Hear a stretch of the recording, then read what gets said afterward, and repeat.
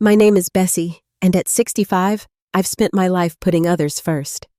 After my husband Michael died, I raised my son Marcus alone, working double shifts as a nurse to put him through medical school. I was so proud when he became a cardiologist, and we stayed close until he married Elise 3 years ago. Everything changed last summer when I got that text about the family cruise. "You're not coming on the cruise. You're not our family." The words still burn in my mind. If you're watching this from your home, hit that like button and subscribe to hear how I transformed the most painful rejection of my life into the most empowering decision I've ever made. I grew up in a small town outside of Atlanta, Georgia, where my father worked at the local factory and my mother was a school teacher. We didn't have much, but my parents made sure I understood the value of education, hard work, and family. Those lessons became my foundation, the principles that guided me through life's most challenging moments. I was the first in my family to attend college, working weekends at a diner to help pay my tuition. That's where I met Michael during my sophomore year. He came in every Saturday morning for breakfast, always requesting my section. I thought he just liked my efficient service until he finally worked up the courage to leave his phone number on the receipt, along with a generous tip. Michael was studying business administration while working part-time at his uncle's construction company. Our first date was a simple picnic at Piedmont Park, where we talked until sunset without running out of things to say. Within 6 months, I knew he was the man I wanted to build a life with. We married the summer after graduation in a small ceremony with just our closest friends and family. Michael had secured a position with a growing construction firm while I began my nursing career at Atlanta General Hospital. We rented a tiny apartment, saved every penny we could, and dreamed of starting a family. Marcus came along 2 years later, a beautiful baby boy with Michael's expressive eyes and my determined chin. Our little family felt complete. Michael would come home from work, scoop Marcus up in his arms, and dance around our living room while I prepared dinner. Those were the happiest days of my life, simple and rich with love. Then came the diagnosis. Marcus was just 4 when Michael began experiencing persistent back pain. What doctors initially dismissed as muscle strain from his construction work was revealed to be advanced pancreatic cancer. The prognosis was devastating, 6 months to a year at best. Michael fought bravely, enduring treatments that ravaged his body, but kept him with us for almost 2 years beyond the initial estimate. During that time, he made me promise 2 things: that I would make sure Marcus got every opportunity in life, and that I would find happiness again someday. I held Michael's hand as he took his last breath when Marcus was 6 years old. That night, as my son slept in his small bed, clutching his father's watch, I sat alone in our kitchen and wondered how I would possibly keep those promises.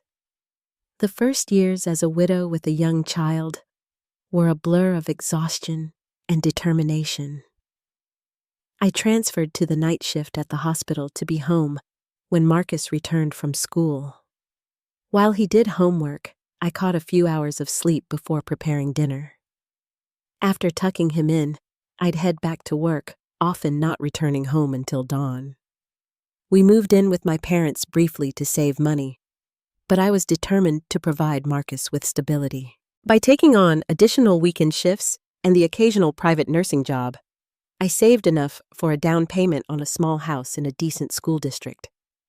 That house, which would later become so significant in our story, represented everything I worked for: security, permanence, a home where Marcus could grow and thrive. The mortgage payments were steep, but I never missed one. Month after month, year after year, I made those payments, sometimes taking on extra shifts during holidays when the pay was better. I still remember the day 15 years later when I made the final payment. Marcus was in college by then, and I took a picture of the mortgage satisfaction letter and sent it to him with the caption, "We did it." Marcus was a bright child who grew into a studious teenager. He inherited Michael's natural charm and my persistence. When he expressed interest in becoming a doctor in high school, I encouraged him, though, privately, I worried about the cost of medical school. But worry never solved anything, so instead, I began working more. What Marcus never knew was that I took a second nursing job at a private clinic 3 evenings a week specifically to build his education fund. I told him I was attending professional development courses, and perhaps it was wrong to keep this from him, but I didn't want him to feel burdened by my sacrifice. I wanted his focus to be entirely on his dreams. He earned a partial scholarship to Emory University for his undergraduate degree, and I covered the remainder from my savings. When he was accepted to medical school, I refinanced our home to help with the initial costs. Throughout his residency, I sent care packages with homemade meals, fresh coffee, and encouraging notes, just as I had done since his first day of kindergarten. Our relationship during those years was everything I had hoped for as a mother. Despite his demanding schedule, Marcus called regularly. He came home for holidays and important occasions. He introduced me to his friends and colleagues with obvious pride, often telling them, "My mom worked miracles to get me here." When he completed his cardiology fellowship and accepted a position at Atlanta Memorial Hospital, I felt a sense of accomplishment that's hard to describe. Michael's first promise had been fulfilled. Marcus had every opportunity, and he had made the most of them. He purchased a nice condo in Midtown and insisted on taking me out to celebrate every small milestone in his career. During those years, I continued working full-time, partly out of financial necessity, but mostly because I truly loved nursing. There's something profoundly meaningful about being present for people during their most vulnerable moments. After 30 years in the profession, I had assisted in the delivery of countless babies, held the hands of the dying, and witnessed every human emotion in between. Our family home became a place of gathering and celebration. I maintained it meticulously, tending the garden. Michael had started updating the kitchen with savings from my nursing bonuses, replacing the roof when it began to leak after a particularly harsh storm. Every nail hammered, every wall painted, every repair made. I handled them all, either doing the work myself or carefully selecting and supervising contractors I could afford. When Marcus completed his medical training and began establishing his practice, I felt we had weathered the worst of life's storms. I looked forward to gradually reducing my work hours, perhaps eventually retiring, and enjoying more time with my son, maybe even grandchildren someday. I had no way of knowing that the most painful challenge to our relationship was yet to come, and it would arrive in the form of a woman named Elise. Marcus met Elise at the hospital where they both worked. He as a newly established cardiologist, she as a talented orthopedic surgeon from a prominent Atlanta family. The first time he mentioned her, there was a different quality to his voice, a mixture of admiration and nervousness I hadn't heard before. Her parents are both doctors, he told me during one of our Sunday phone calls. Her father's the chief of surgery at Piedmont, and her mother runs that fancy private practice in Buckhead. I remember feeling a small flutter of concern at the emphasis on her family's status, but I dismissed it as natural pride in finding someone from a similar professional background. When Marcus asked if he could bring Elise to our monthly family dinner, I was genuinely excited to meet the woman who had captured my son's interest. I spent the entire day preparing Michael's famous roast chicken recipe, setting the table with my best dishes, and making sure the house looked perfect. I wanted to make a good impression to welcome this new person into the warm home I'd created. From the moment they arrived, I sensed something was off. Elise was undeniably beautiful, tall and elegant with perfectly highlighted blonde hair and an expensive-looking watch that caught the light as she extended her hand in greeting. Her smile was polite but didn't reach her eyes, which seemed to be cataloging every detail of my modest living room. "What a quaint home," she said in a tone I couldn't quite decipher. "Marcus has told me so much about growing up here." Throughout dinner, Elise spoke primarily about her recent medical conference in Switzerland, her parents' summer home in the Hamptons, and the charity gala she was helping organize. When I asked about her family, she mentioned that her grandfather had established one of the largest private medical practices in the Southeast. "We've been physicians for 3 generations," she said, glancing at Marcus with a smile that seemed both proud and proprietary. "Marcus is the first cardiologist, though. Daddy says it's a good field to establish yourself in." I noticed how Marcus straightened at this approval, how he refilled her wine glass with a careful attentiveness. When I brought out dessert, a simple apple pie I'd baked that morning, Elise declined with a delicate wave of her hand. "I don't do processed sugar," she explained, "but it looks homey." After they left, I stood in my kitchen washing dishes, trying to shake off an uneasy feeling. Marcus called later that night, eager to know what I thought of Elise. "She seems very accomplished," I said carefully, not wanting to dampen his obvious enthusiasm. "Isn't she amazing?" he gushed. "Mom, her family is so connected in the medical community. Her father's already introduced me to the board members at Atlanta Cardiac Center." In the weeks that followed, Marcus brought Elise to dinner a few more times. I tried my best to form a connection with her, sharing stories about Marcus as a child, offering to teach her Michael's recipes that Marcus had always loved. She would smile politely, but inevitably steer the conversation back to their social calendar or her family's accomplishments. Once, while Marcus was taking a call in the other room, Elise glanced around my dining room and said, "You know, this place has good bones. With the right updates, it could be quite nice. Have you ever thought of modernizing?" Before I could answer, she continued, "Marcus mentioned you've owned it outright for years. That's such an advantage. You could easily get a home equity loan for renovations." I remember feeling a strange sense of invasion, as if my home, the sanctuary I'd created through decades of hard work, was suddenly being evaluated as a fixer-upper project. But I smiled and said something non-committal about being comfortable with things as they were. Their relationship progressed with surprising speed. Just 6 months after that first dinner, Marcus called to tell me they were engaged. Elise had already begun planning a wedding at her parents' country club for the following spring. "It's going to be amazing, Mom," Marcus said. "The Harrisons know how to do things right." The wedding preparations quickly became an education in social status I hadn't anticipated. Elise's mother, Catherine, took charge of every detail, from the hand-calligraphed invitations to the imported flowers. When I offered to help or contribute, my suggestions were politely dismissed. "Don't worry about a thing, Bessie," Catherine would say, patting my hand as if I were a child. "We want Marcus to have the kind of wedding he deserves." The implication that my contributions would somehow fall short of what my son deserved wasn't lost on me. But I reminded myself that this wasn't about me. It was about Marcus's happiness. I spent months searching for the perfect mother-of-the-groom dress, eventually finding a lovely blue silk ensemble that cost more than I'd ever spent on clothing. I used 3 months of my pension to pay for it, wanting to look appropriate for the elaborate affair the wedding had become. The day before the wedding, during the rehearsal dinner at an exclusive restaurant I'd never set foot in before, Catherine looked me over and said, "How sweet. You look so authentic, Bessie." The wedding itself was a blur of unfamiliar faces and customs that seemed designed to highlight social distinctions. I was seated at a table far from the main wedding party with distant relatives of the Harrisons, who spoke primarily about their vacation homes and private school fundraisers. Marcus danced with me briefly during the reception, but seemed distracted, his eyes constantly seeking Elise across the room.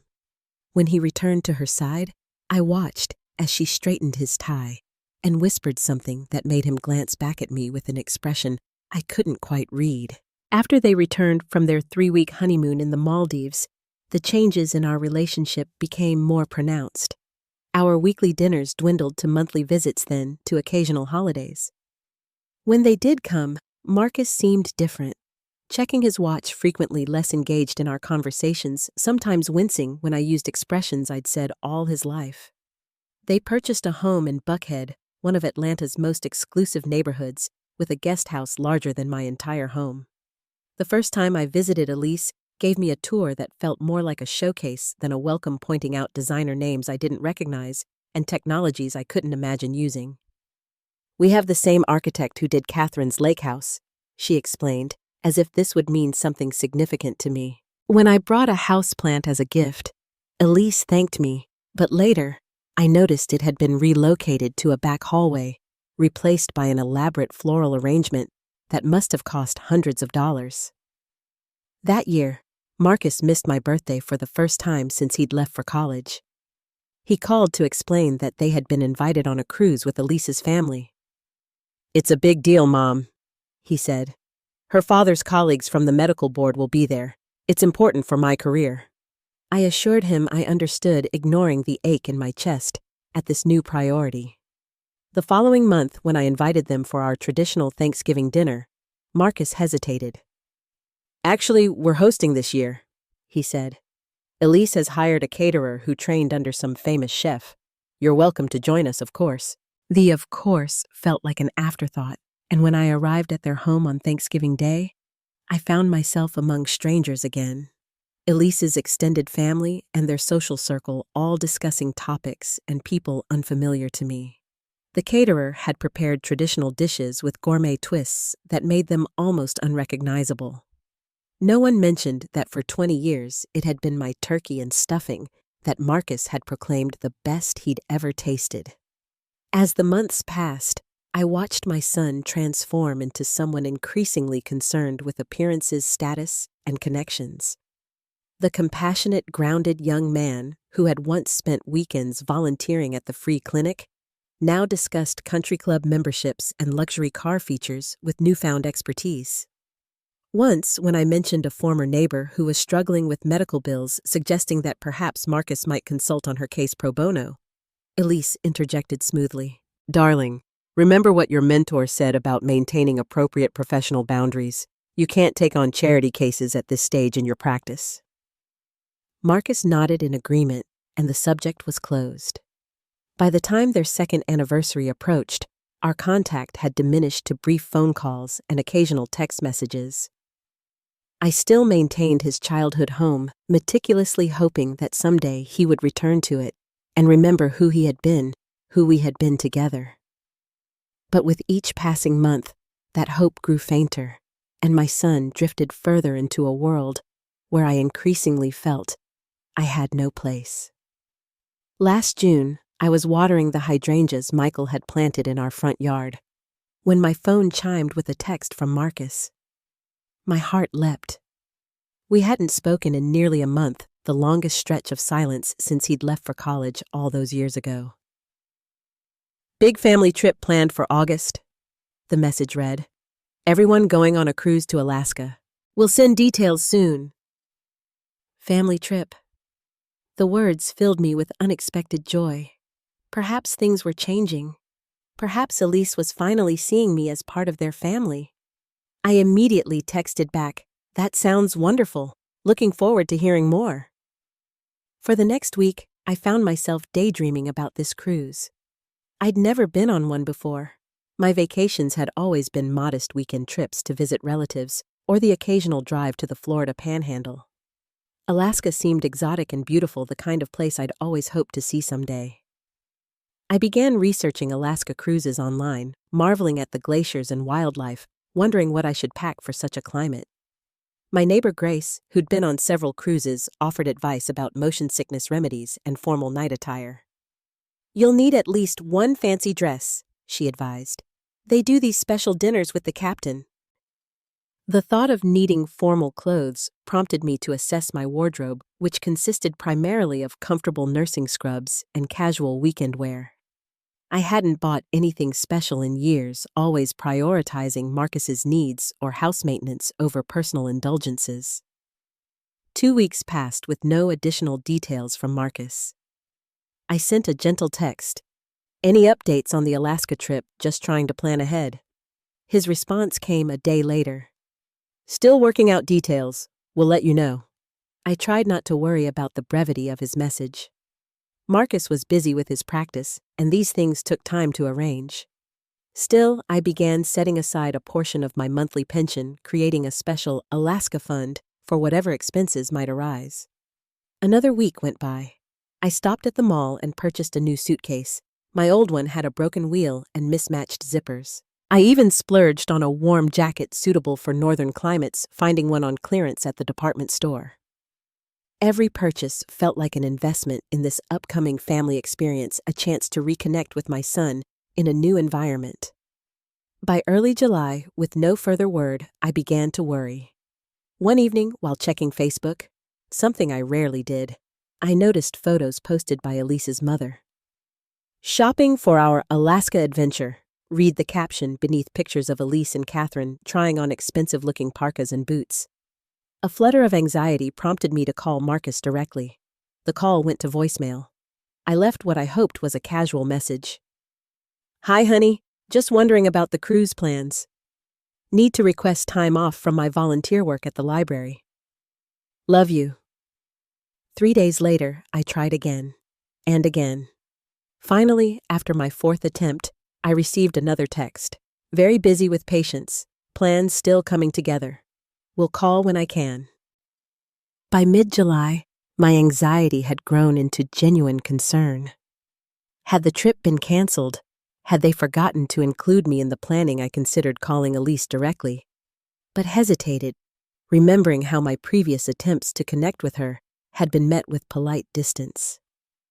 Finally, I did something I'd never done before. I called Elise's mother, Catherine. Her number was in my phone from the wedding preparations, though I'd never had occasion to use it. "Bessie, what a surprise." Catherine answered, her voice conveying exactly that. "I hope I'm not interrupting," I began awkwardly. "I was just wondering about the Alaska cruise Marcus mentioned. I haven't heard any details yet." A pause followed so lengthy I thought we might have been disconnected. "The cruise," Catherine finally said, her tone measured. "Yes, we're all quite looking forward to it. The whole family." "That's wonderful," I replied, pushing past the strange tension in her voice. "I was hoping to get the exact dates so I could make arrangements." Another pause. "Bessie, I'm not sure why you're asking me this. Surely Marcus would be the one to discuss this with you." Something in her tone sent a chill through me. "He mentioned a family trip," I explained, "but hasn't shared the details yet." "Well," Catherine said, her voice taking on a certain crispness, "it's a Harrison family tradition. We take a cruise every few years. Richard's medical colleagues join us. It's quite an important networking event for Marcus's career advancement."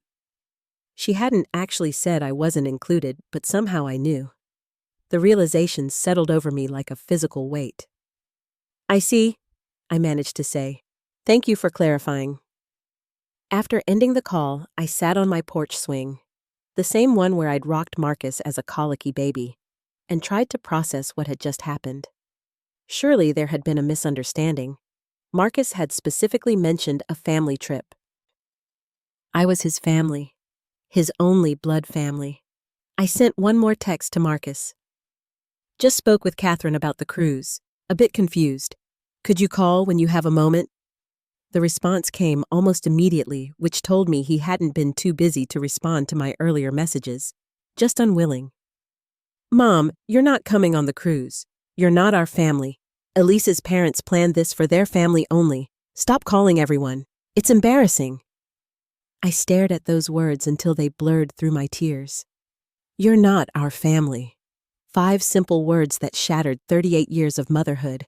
5 words that redefined my relationship with my only child in an instant. I didn't respond. What could I possibly say? Instead, I set my phone down and walked through my empty house, touching the photographs on the walls. Marcus's graduation, his white coat ceremony moments when I had felt nothing but pride and love for the person we had created and nurtured. The next day, my phone remained silent. And the next. Marcus had dropped this bomb into my life and then simply vanished. Meanwhile, through the cruel window of social media, I watched as Elise posted photos of their cruise preparations, new luggage shopping expeditions, dinner with the Harrisons to finalize plans. 2 weeks later, they departed. I knew this only because Elise's sister posted photos of the entire group at the airport, champagne glasses raised in a pre-boarding toast.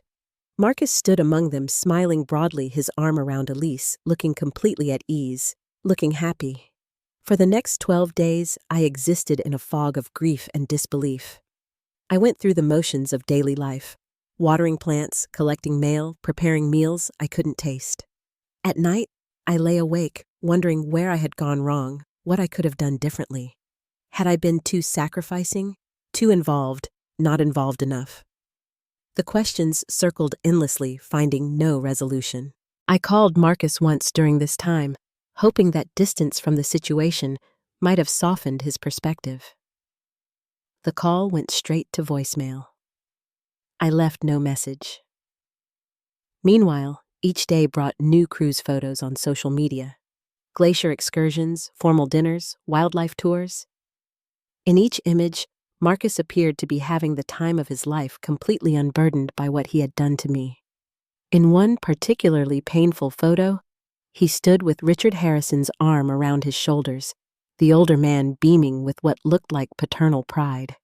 When they returned from Alaska, I thought Marcus might call, might offer some explanation or apology. He did not. A week passed, then another. Eventually, I accepted a painful truth. The son I had raised, the child for whom I had sacrificed everything, no longer viewed me as his family. The third week after the cruise, I hit rock bottom. I had barely eaten for days, subsisting on tea and toast, unable to muster the energy for proper meals. Sleep came in short, troubled bursts, leaving me exhausted and disoriented. I stopped answering my phone, stopped checking mail, stopped caring about the garden that had once given me such pleasure. One particularly bleak Wednesday, a knock at my door roused me from a listless afternoon on the couch. I considered ignoring it, but the knocking persisted, followed by a familiar voice. "Bessie, it's Grace. I can see your car in the driveway. Please open up." Grace Johnson had been my neighbor for over 15 years. A retired librarian, she had a no-nonsense approach to life that usually irritated and comforted me in equal measure. When I finally opened the door, her expression shifted from annoyance to concern. "Good Lord, Bessie, you look terrible." "Thank you," I replied flatly. "Always nice to hear." Grace pushed past me into the house, taking in the unwashed dishes in the sink. The unopened mail scattered on the counter, the general disarray that had accumulated during my depression. "I've been calling you for days," she said, setting down a casserole dish she'd brought with her. "When you didn't show up for book club on Monday, I knew something was wrong." Book club. I had completely forgotten. For the first time in 8 years, I had missed our monthly meeting without notice. "I'm sorry," I murmured. "I've been distracted." Grace steered me to the kitchen table, filled my kettle, and set it to boil with the efficiency of someone who wouldn't take no for an answer. "You're going to eat something, and then you're going to tell me what's happened." Too exhausted to resist, I allowed myself to be fed homemade lasagna, while Grace cleaned up around me. The simple act of eating warm food, prepared by caring hands, broke something loose inside me. By the time Grace set a cup of tea in front of me, I was ready to talk. I told her everything. The cruise invitation, the weeks of uncertainty, Catherine's evasiveness, and finally the devastating text from Marcus. As I spoke, Grace's expression darkened from concern to outrage. "That ungrateful little—" She stopped herself, visibly reining in her anger. "Bessie, what he did is unconscionable, after everything you've sacrificed." "I keep wondering where I went wrong," I admitted, voicing the thought that had tormented me for weeks. Grace reached across the table and gripped my hand with surprising strength. "You didn't go wrong. You raised a son who became a successful doctor. You provided him with every opportunity. What went wrong is that he married into a family that taught him different values, and he wasn't strong enough to maintain his own." Her fierce defense brought fresh tears to my eyes, but they felt different somehow, cleansing rather than despairing. "Have you heard from him at all since?" she asked. I shook my head. "Nothing, but I've seen on Facebook that they're expecting a baby. Elise is due in February." My voice cracked. I found out about my first grandchild from social media. Grace's expression softened. Oh, Bessie. I had sent a congratulatory text when I saw the announcement, keeping it simple and positive despite my hurt. Congratulations on your pregnancy. Wishing you both all the joy of parenthood. Marcus had responded with a single word. Thanks. No invitation to be involved.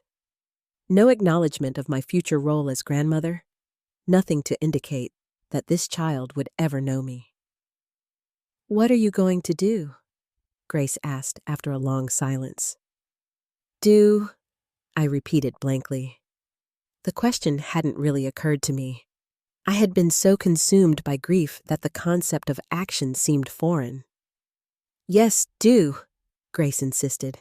You can't just waste away in this house waiting for a son who doesn't deserve you to remember your existence.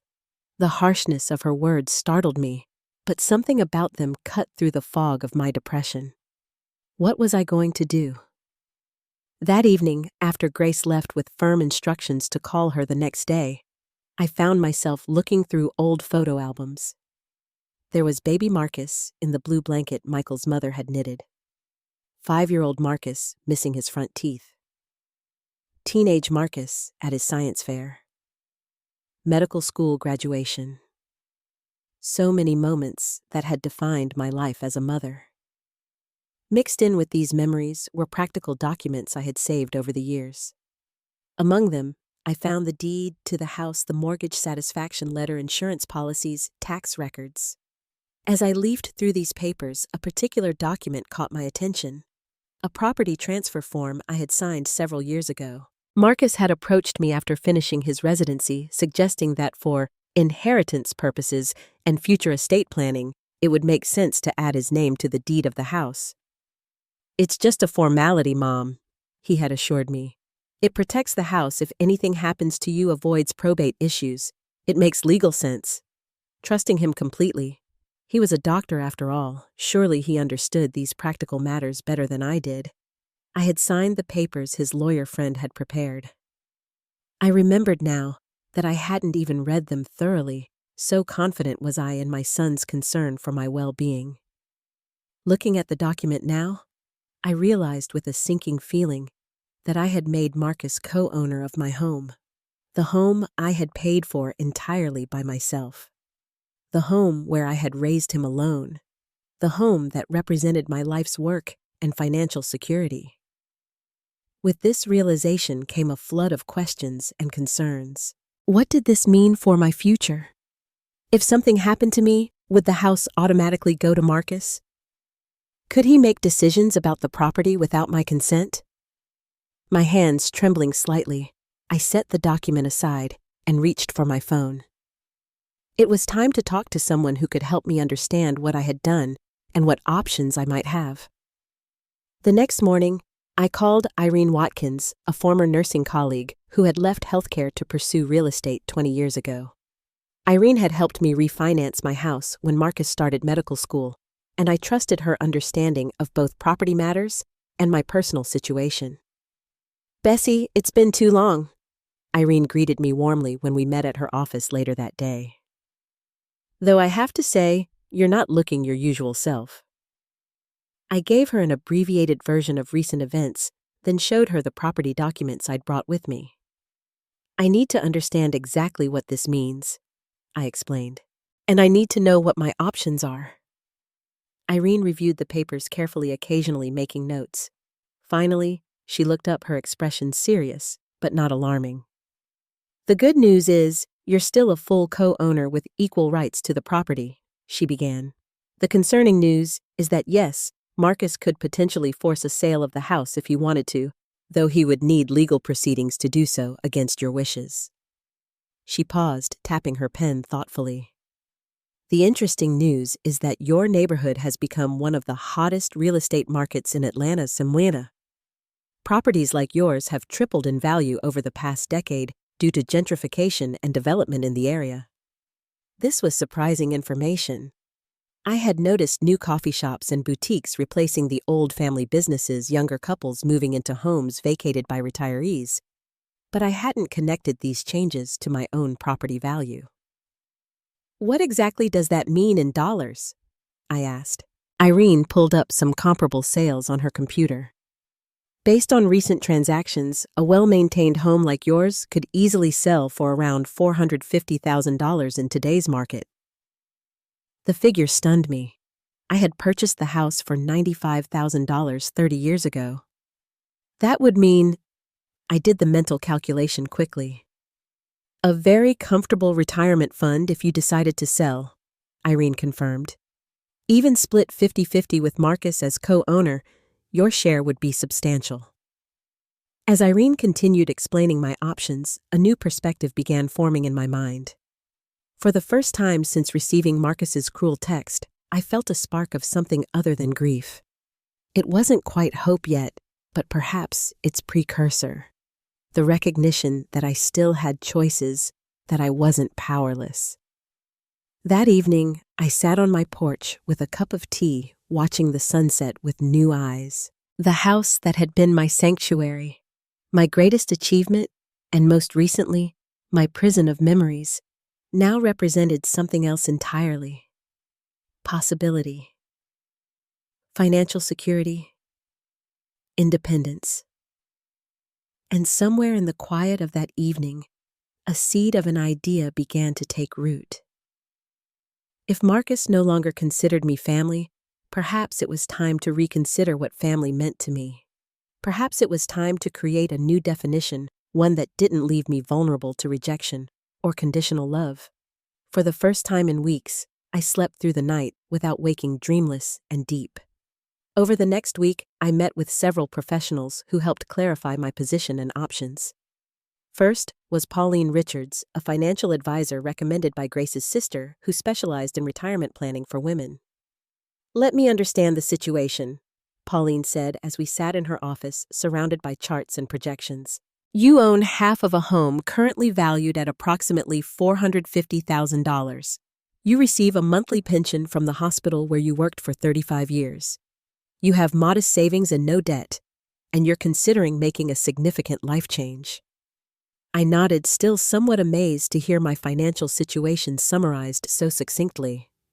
Michael had always handled our finances during our marriage, and afterward I had focused primarily on meeting immediate needs rather than long-term planning.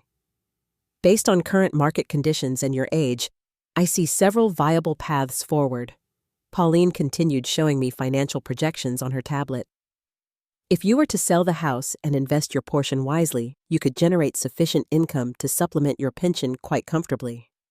She showed me different scenarios: renting an apartment in Atlanta, purchasing a smaller condo, or even relocating to an area with a lower cost of living. Each option demonstrated a level of financial security I hadn't fully realized was possible.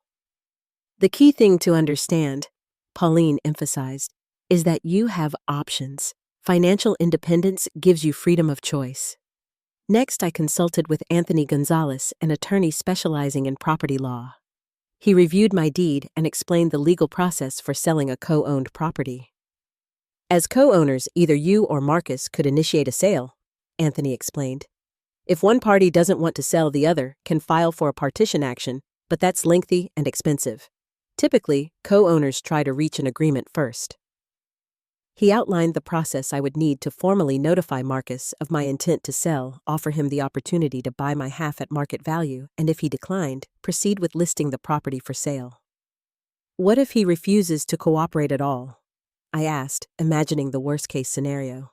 "Then we pursue legal remedies," Anthony replied matter-of-factly.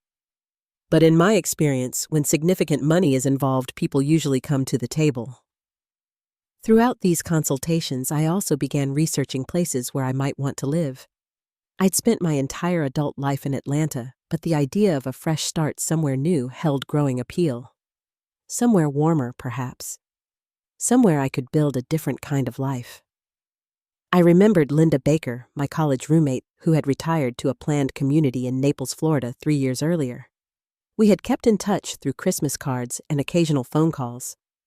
On impulse, I called her one evening. "Bessie Thompson, I was just thinking about you last week," Linda exclaimed when she answered. Her familiar voice, unchanged after all these years, brought an immediate smile to my face. We caught up on life events, and when she asked about Marcus, I found myself telling her the whole story. Linda had met Marcus several times over the years and had always commented on what a good job I'd done raising him. "I'm absolutely appalled," she said when I finished, "after everything you did for him." "It is what it is," I replied, surprised by my own calm. The raw pain had begun to transform into something else. Not acceptance exactly, but a determination not to let it define my future. "Actually," I continued, "I'm thinking about selling my house and relocating. How do you like Florida?" Linda's enthusiasm was immediate and infectious. She described her community, the activities available, the friends she'd made, the reasonable cost of living compared to what she'd had in Chicago. "There's actually a condo available in my building," she mentioned. 2-bedroom, beautiful view of the garden. The owner passed away last month, and her children are planning to list it soon. Something clicked into place at her words. A sense of possibility, of perfect timing. "Could you get me more information?" I asked. "Maybe some photos?" "I'll do better than that," Linda replied. "I'll get you the listing agent's contact information. If you're serious about this, Bessie, you should come visit. See if it feels right." The next day, Linda sent photos of the condo in her community. The property was lovely, bright modern with a screened lanai overlooking lush gardens. The community featured a pool, tennis courts, walking paths, and a clubhouse with regular activities. It looked peaceful, yet vibrant, exactly the kind of place where I could imagine starting over. After discussing the financial aspects with Pauline, I made a decision. I would fly to Naples the following week to see the property and community firsthand. If it felt right, I would take the next step towards selling my house. Before booking my flight, I sat down at my kitchen table with a notepad and created a detailed plan. 1. Visit Naples to view the condo and community. 2. If suitable, place a contingent offer on the Florida property. 3. Document all home improvements and maintenance I had solely funded. 4. Get a professional appraisal of my Atlanta home. 5. Formally notify Marcus of my intent to sell. 6. Offer Marcus the option to buy my half at fair market value. 7. If he declined, proceed with listing the house.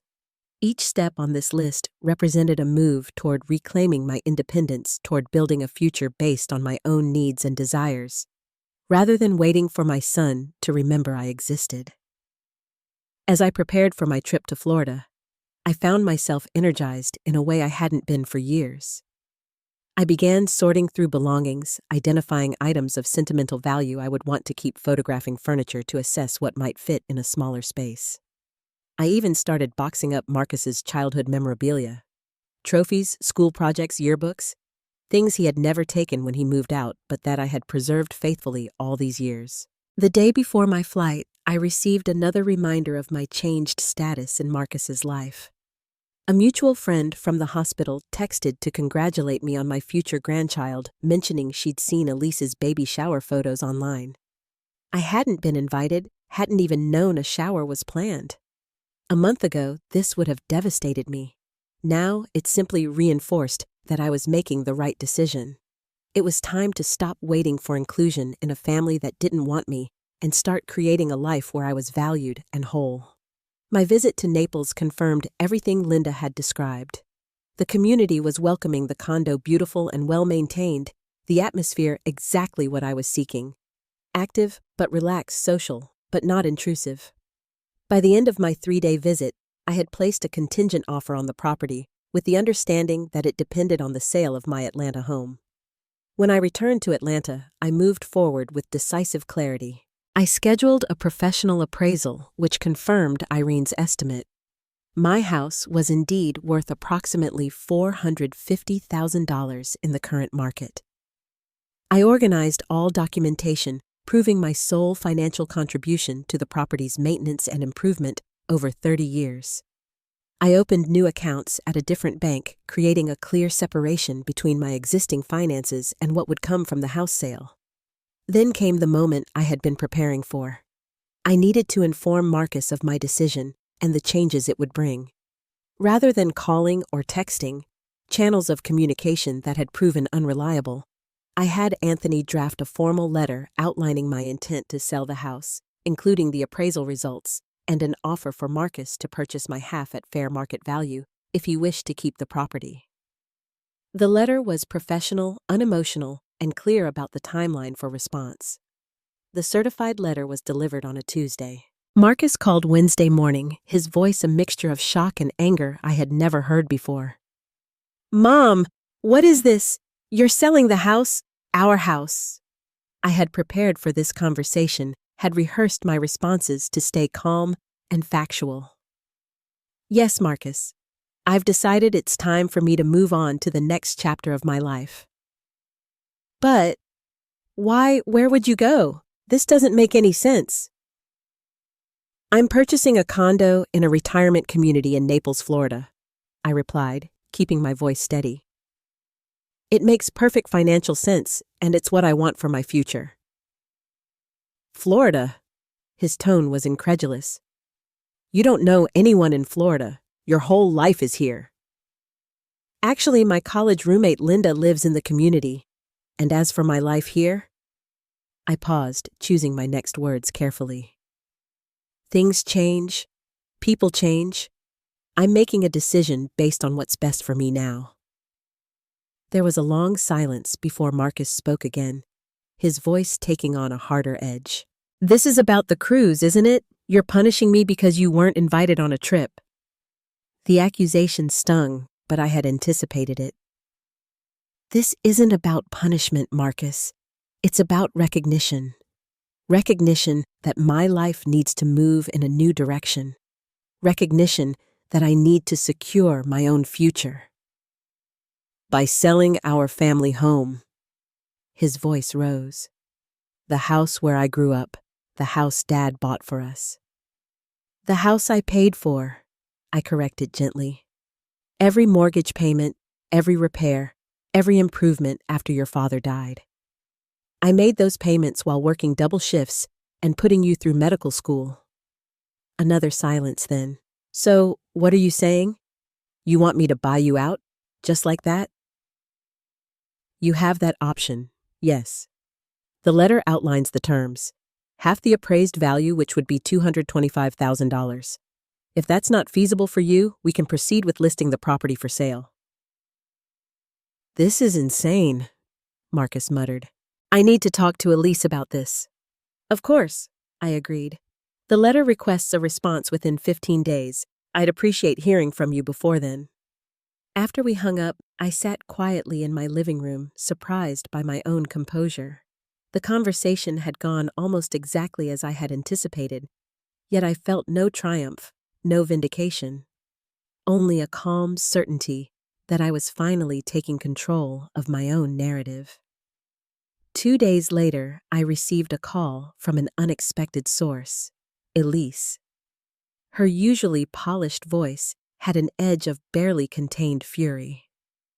"Bessie, we need to discuss this ridiculous house situation," she began without preamble.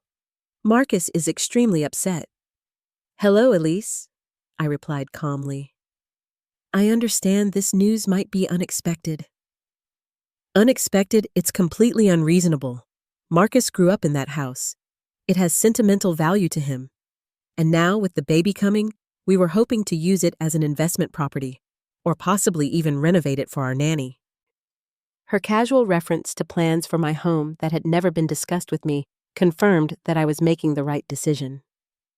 "I'm sorry you had other plans for the property," I said, "but as the letter outlined, you and Marcus have the option to purchase my share if the house is important to you." "At an inflated price," she scoffed. "We had the house assessed last year when we were considering options. It's worth nowhere near what you're claiming." "The current appraisal was done by a certified professional based on today's market values and recent comparable sales," I explained. "The housing market has changed significantly even in the past year." "Well, we can't possibly afford to buy you out at that price," Elise stated flatly. "Marcus is still building his practice. We have the baby coming. Our country club membership fees just increased." I bit back the urge to point out that their combined income as physicians likely dwarfed my pension. "Then I'll proceed with listing the property for sale," I said simply. "And where exactly are we supposed to put all of Marcus's childhood belongings, the family heirlooms, things that have meaning to us?" "I've boxed up Marcus's personal items," I replied. "He's welcome to collect them any time. As for family heirlooms, I've set aside items that belong to his father for him. Everything else will be coming with me or being sold." "This is so selfish," Elise said, her voice cold. "After everything Marcus has done for you." The comment was so startling in its reversal of reality that I almost laughed. "Elise, I think we have very different understandings of our family history." "Family?" she repeated with a scoff. "Let's be honest, Bessie. We haven't been a family for quite some time. Marcus has moved on to create his own family with people who share his values and ambitions. This house situation is just your way of forcing yourself back into his attention." Her words were cruel but clarifying. "You're right about one thing," I said quietly. "We haven't been a family for some time, which is precisely why I'm making decisions based on my own needs now, not on a relationship that no longer exists." After ending the call, I felt a curious sense of lightness. Elise's naked hostility had removed any lingering doubts about my decision. There was no relationship to preserve, no grandparent role waiting for me in their child's life. I was truly free to create my own future. The next day, I officially listed the house with Irene's agency. Within 3 days, we had 4 offers, all above asking price. The market was indeed as hot as she had predicted. A week after my conversation with Elise, my doorbell rang on a Saturday morning. I opened it to find Marcus standing there, looking uncomfortable and slightly disheveled, so unlike his usual polished appearance. "We need to talk," he said, not waiting for an invitation before stepping into the foyer. I closed the door behind him, noticing how his eyes swept across the living room, taking in the boxes neatly stacked against one wall, the spaces where certain furniture pieces had been sold or donated. "You're really doing this," he stated, more to himself than to me. "Yes," I confirmed, gesturing toward the kitchen. "Would you like some coffee?" He followed me, sitting at the kitchen table where he had done homework, celebrated birthdays, and shared countless meals throughout his childhood. I busied myself with the coffee maker, giving him time to organize his thoughts. "I can't match the market offers," he finally said, "but I'm willing to buy your half for $100,000. That's generous considering you're forcing this sale." I set a mug of coffee in front of him before taking my own seat.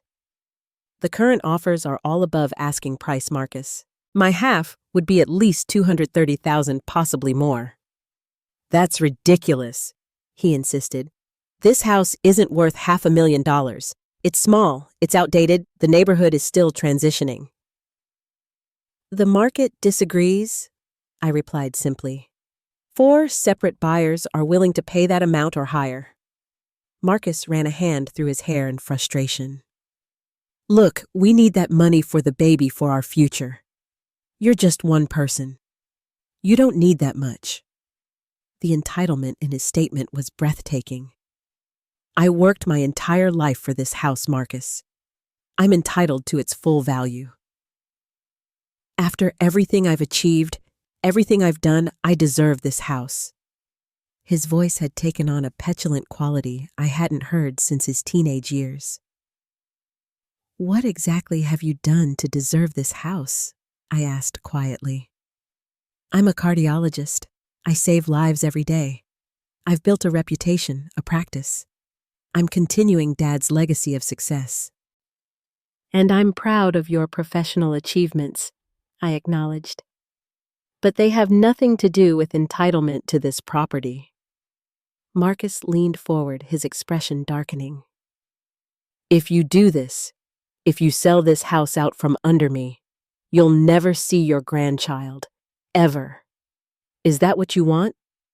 The threat landed like a physical blow, but I had already considered this possibility during my weeks of reflection. That would be a painful consequence, I admitted. But it would be your choice, not mine. I'm not selling the house to hurt you, Marcus. I'm selling it to secure my future. Your future, he repeated mockingly. At 65? What future is that exactly? A future where I'm valued, I replied steadily. A future I choose for myself, rather than waiting for crumbs of attention from people who have made it clear I'm not part of their family. His face flushed at the reference to his cruel text. That was one message sent in frustration. You're upending everything over one text. No, Marcus, I'm making this decision based on years of being gradually excluded, dismissed, and devalued. The text was simply the moment when I finally accepted the reality of our relationship. He stood abruptly pacing the small kitchen. So this is revenge, pure and simple. This is self-preservation, I corrected, and self-respect. We continued arguing in circles for nearly an hour. Marcus cycled through anger manipulation, guilt-tripping, and finally desperate negotiation. When he realized I wouldn't budge on receiving fair market value for my share, he stormed out, slamming the door hard enough to rattle the windows. That evening, alone in my increasingly empty house, I experienced a complex mixture of emotions. Grief for the relationship we once had, pain at his willingness to use his child as leverage, but also a growing sense of liberation. For perhaps the first time since Michael died, I was making a major life decision based entirely on my own needs and desires, not sacrificing for someone else's benefit. The house sold 2 weeks later to a young couple expecting their first child. The irony wasn't lost on me, but I found myself genuinely happy that the home would once again shelter a growing family. At the closing, I handed over the keys with a sense of completion rather than loss. That afternoon, with the proceeds safely deposited, I boarded a plane to Florida, leaving behind 30 years of memories and stepping into an uncertain but hopeful future. As the aircraft lifted into the clouds, I felt lighter than I had in years, unburdened by expectations and free to write the next chapter of my story. My first morning in Naples, I woke to sunlight streaming through unfamiliar windows and the distant sound of waves. For a moment, I felt disoriented, the culmination of so many changes hitting me at once. Then I remembered. This was my new home, my new beginning. The condo purchase had closed smoothly the previous week, and I had arranged for essential furniture to be delivered before my arrival. My new bedroom set, dining table, and comfortable living room sofa were in place, though most of my personal belongings were still in transit from Atlanta. I made a cup of coffee in my brand new kitchen and carried it out to the screened lanai, settling into a wicker chair to watch the sunrise color the sky in shades of pink and gold. Palm trees swayed gently in the morning breeze, so different from the oak and maple trees I'd known all my life. Different, but beautiful in their own way. Linda had promised to come by mid-morning to help me get settled and show me around the community. True to her word, she arrived at 10 bearing a basket of local fruits and a bottle of champagne. For later, she said with a wink, setting the champagne in my refrigerator. First, let's get you oriented to paradise. The tour of the community exceeded my expectations. The clubhouse featured a library, card rooms, and a calendar full of activities from water aerobics to painting classes. Walking paths wound through meticulously maintained grounds with benches placed at scenic intervals. The pool area included a hot tub and a covered patio where residents gathered for coffee each morning. "What do you think?" Linda asked as we completed our circuit. "It's lovely," I replied honestly. "So peaceful, yet there seems to be plenty to do." "The best part is the people," Linda assured me. "You'll meet them at Friday happy hour. It's a tradition. Everyone brings an appetizer to share." Over the next few weeks, I settled into a rhythm that felt both novel and comfortable. My remaining belongings arrived from Atlanta, and with Linda's help, I arranged my new space to feel like home.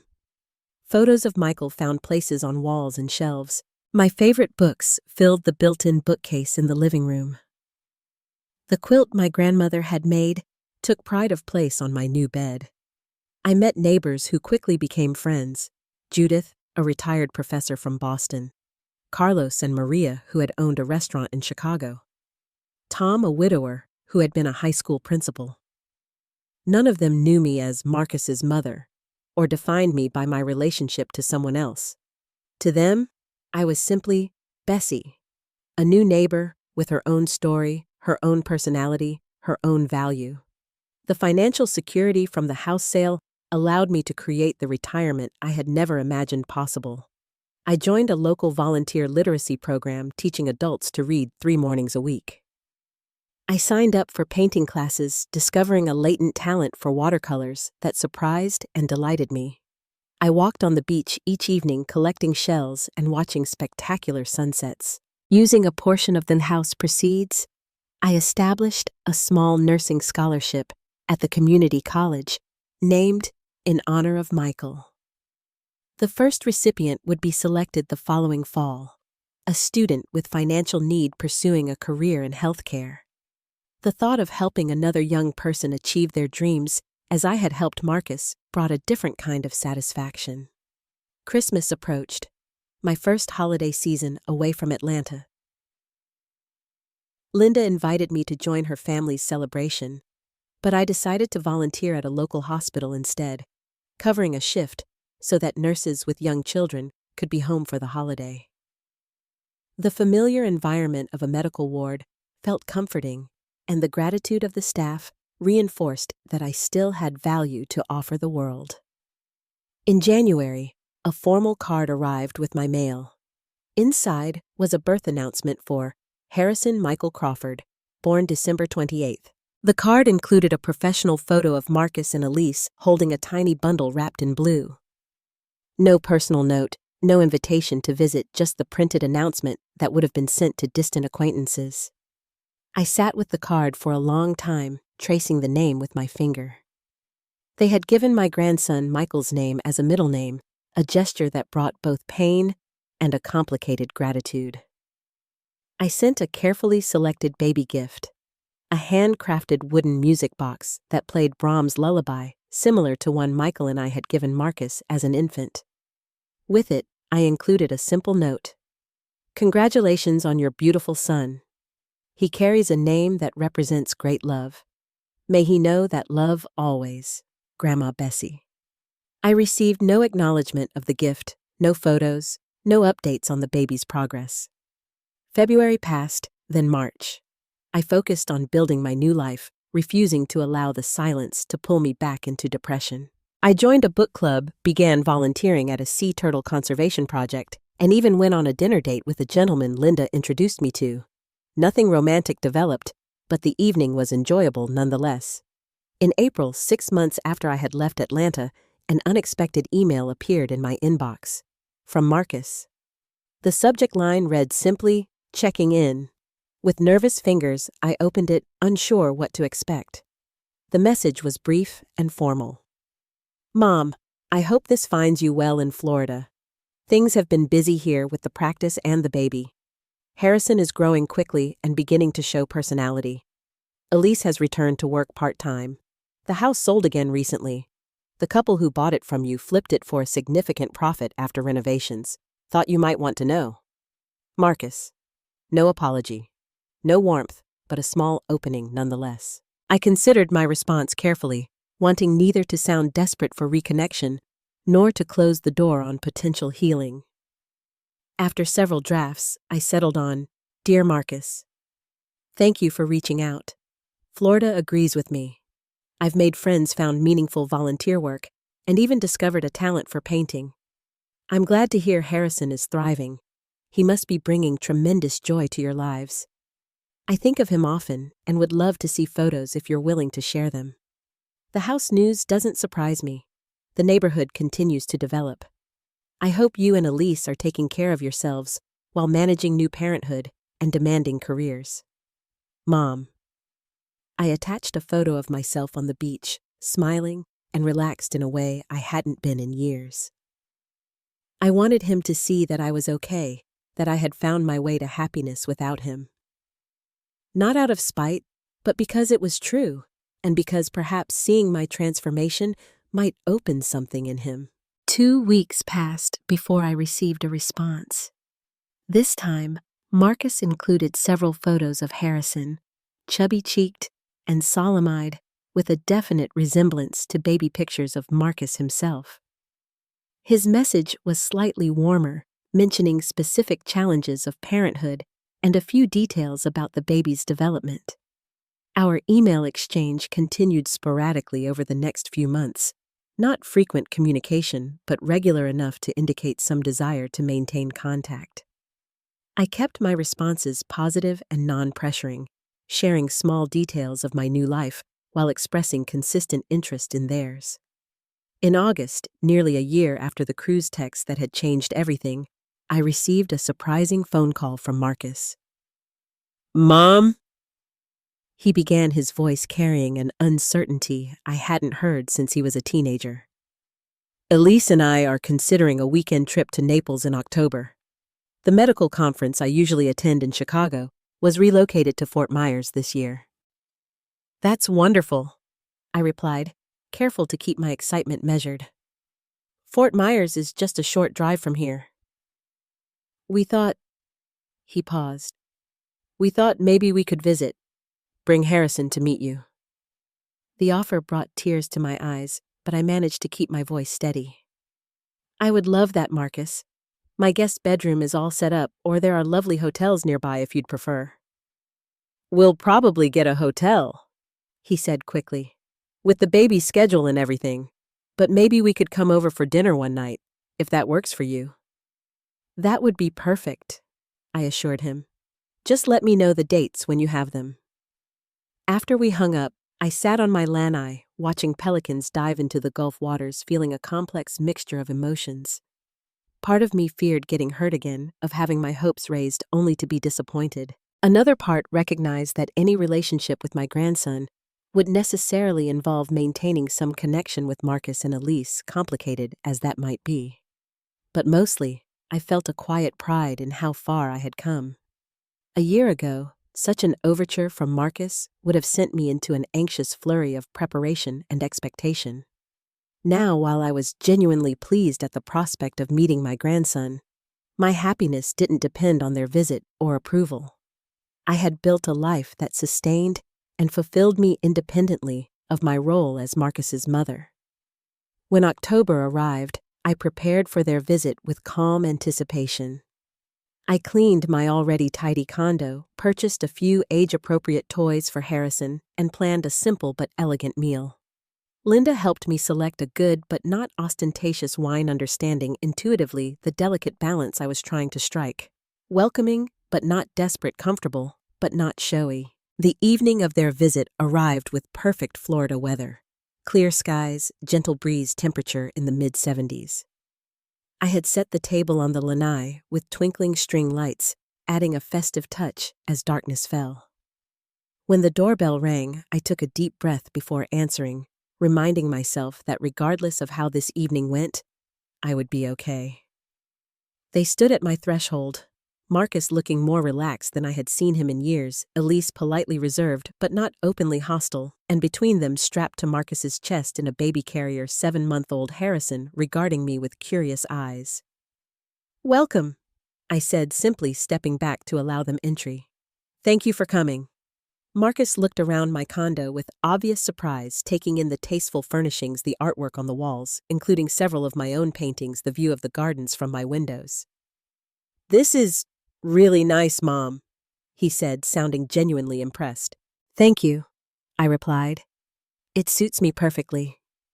Elise ran a professional eye over the space. "The layout is quite efficient, and the natural light is excellent." Coming from her, this was effusive praise. I accepted it with a nod and smile. "May I asked, gesturing toward Harrison. Marcus carefully extracted his son from the carrier and handed him to me. The weight of the baby in my arms, my grandson, brought a surge of emotion I hadn't fully anticipated. He had Marcus's eyes, Michael's chin, and his own unique expression of solemn curiosity. "Hello, Harrison," I said softly. I'm your Grandma Bessie. I've been waiting to meet you for a long time.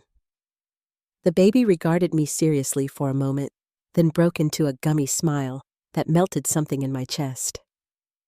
I carried him to the living room, showing him the toys I'd purchased, talking to him in the sing-song voice that comes naturally to those who love children. The evening progressed more smoothly than I had dared hope. Over-dinner conversation remained largely focused on safe topics: Harrison's development, my volunteer work, the medical conference Marcus had attended. Elise, while not warm, was respectfully attentive, asking appropriate questions about my new life and actually listening to the answers. As we enjoyed dessert on the lanai, watching the sunset paint the sky in brilliant colors, Marcus cleared his throat. Mom, I've been meaning to say about last year with the cruise and everything. I held up a hand gently. We don't need to revisit that tonight, Marcus. No, I think we do. He set down his coffee cup with determination. What I said in that text was cruel. Inexcusable, really. You didn't deserve that. The words weren't quite an apology, but they were an acknowledgement which represented significant progress. Thank you for saying that, I replied. It's just... He glanced at Elise, who was focused on wiping Harrison's face. We were under a lot of pressure. Elise's parents have certain expectations. Their connections in the medical community are important for my career. I handled it badly. I nodded, accepting this partial explanation without requiring more. We all make mistakes, especially under pressure. The thing is, he continued, seeing you now how you've built this new life, I realize I underestimated you. We both did. Another glance at Elise, who gave a small nod of agreement. You're different here. I'm the same person, I corrected gently. But yes, my circumstances are different.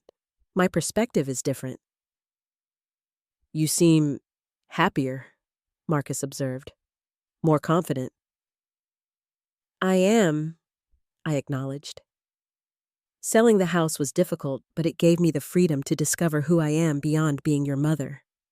That's been a valuable journey. Elise spoke up unexpectedly. I respect that, she said, bouncing Harrison on her knee. Taking control of your life that way. It's what I would do. Coming from Elise, this was high praise indeed. For perhaps the first time she was looking at me not as Marcus's embarrassingly middle-class mother, but as a woman who had made bold decisions to secure her own future. As they prepared to leave, Marcus hesitated by the door.